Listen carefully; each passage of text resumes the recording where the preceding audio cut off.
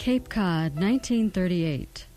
When Sherman Burson Sr. decided to film what he called The Lure of Cape Cod, he made a remarkable record of the lives, homes, occupations, businesses, and character of this unique peninsula.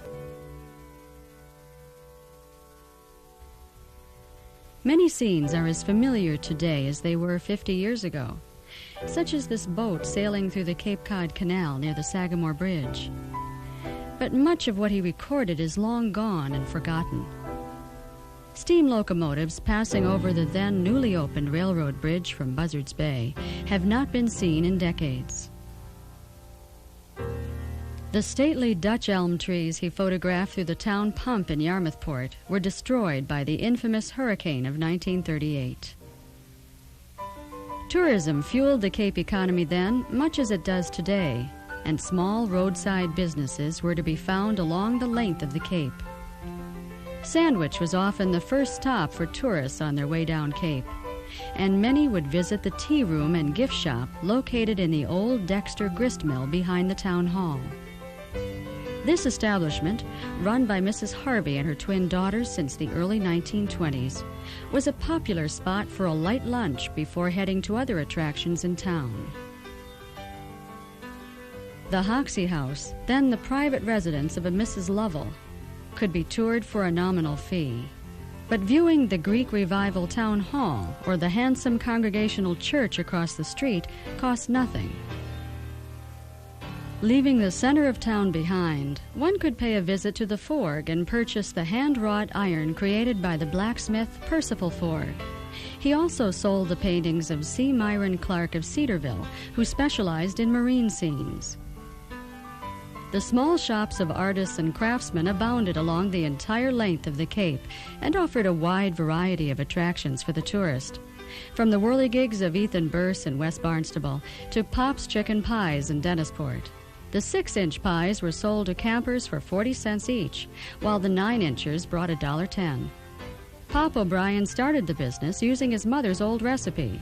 His was a thriving concern, which grossed an amazing $2,500 in 1939.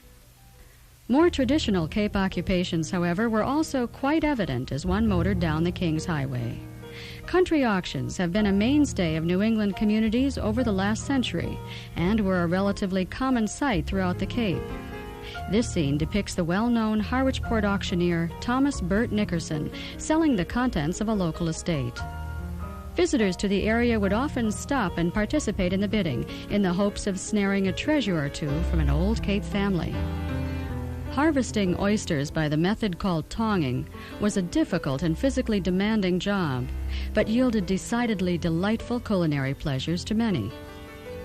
Cape oysters have long been renowned as some of the finest available, and they were shipped to restaurants throughout the country. Here, a keenly satisfied Cape gentleman demonstrates the proper manner of shucking and eating one of these freshly caught mollusks.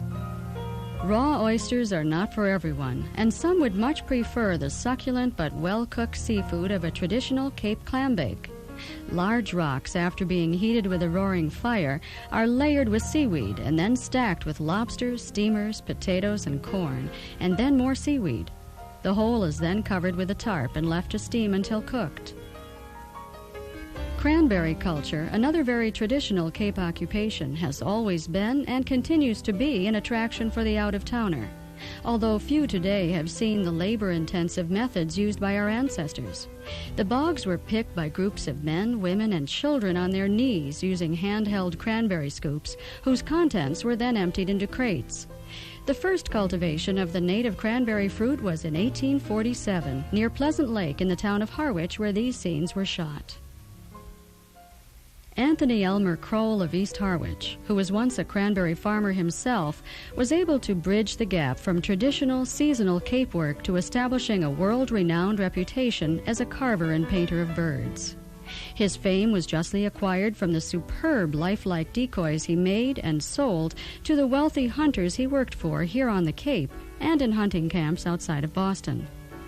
Decorative or ornamental carvings were a natural, whimsical sideline, which were soon in as much demand as his decoys. His clients ranged from Henry Ford to his next-door neighbors.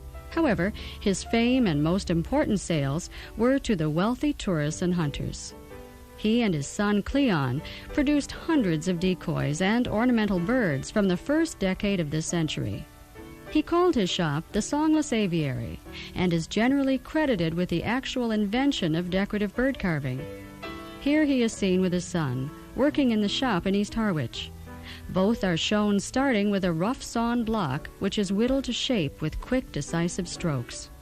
After sanding, the miniatures receive several coats of paint and are mounted on stands.